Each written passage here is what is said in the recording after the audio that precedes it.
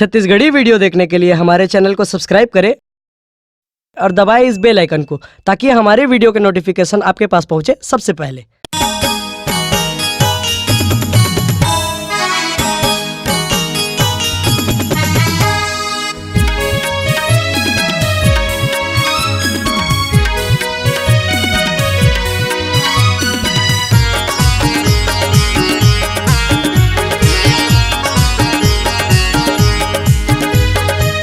गली गली माँ कहीं बिराजे लड्डू मेवा तोला चढ़ावे, जय हो देवा गणराज जी। भादो महीना माता आए, सबके मन हर सायना, सबके मन ला भाईना। 12 महीना माता आए, सबके मन हर सायना, सबके मन ला भाईना। गली गली माँ कहीं बिराजे लड्डू मेवा तोला चढ़ावे, जय हो देवा गणराज जी।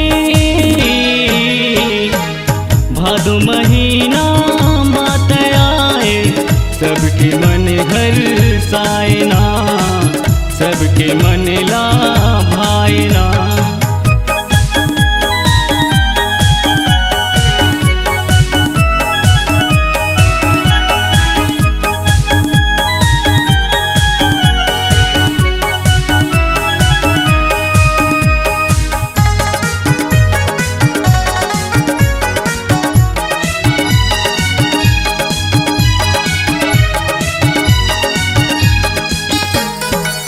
गिरजा के लाला शंकर दुलारा, सबके दुख लाते हरने वाला, सबके दुख लाते हरने वाला।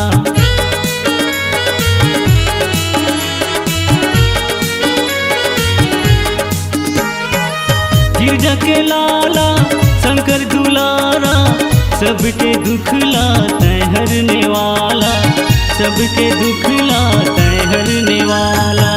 बपत सुन ले मोरो अरजिला, भक्ति के रस्ता बता दे रोहितला, जय हो देवा गणराज जी। ज्ञान के ज्योति मोरो जला दे, महु गाते तुल से वाला, महु गाते तुल से वाला। ज्ञान के ज्योति मोरो जला दे, महु गाते तुल से वाला, महु गाते तुल से वाला।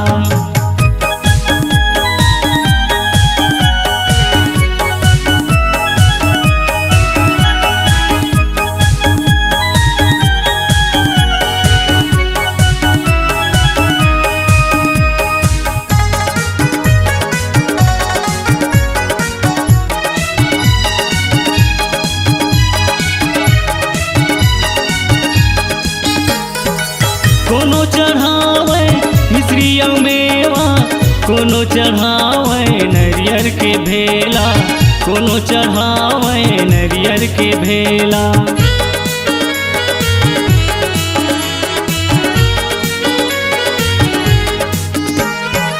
कोनो चढ़ावे मिश्री और मेवा, कोनो चढ़ावे नरियर के भेला, कोनो चढ़ावे नरियर के भेला। बपत सुन ले मोरो अरजिला, भक्ति के रस्ता बता दे रोहितला, जय हो देवा गणराज जी। ज्ञान के ज्योति मोरो जला दे, महु गाते तुल से वाला, महु गाते तुल से वाला। ज्ञान के ज्योति मोरो जला दे, महु गाते तुल से वाला, महु गाते तुल से वाला।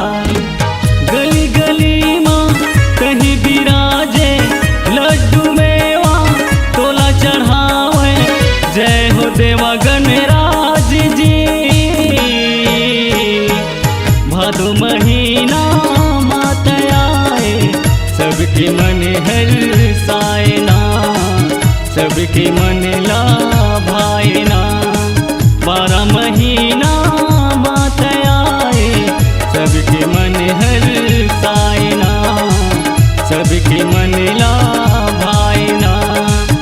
सबके मनला भाईना, सबके मनला भाईना, सबके मनला भाईना, सबके मनला भाईना। अगर आप अपनी आवाज को एक नया आयाम देना चाहते हैं तो चले आइए मल्टी ट्रैक डिजिटल रिकॉर्डिंग के लिए संपर्क करें HK म्यूजिक कंपनी, कोटा डबरी, चांपा, छत्तीसगढ़। मोबाइल नंबर है 9329238487 और 8085380339।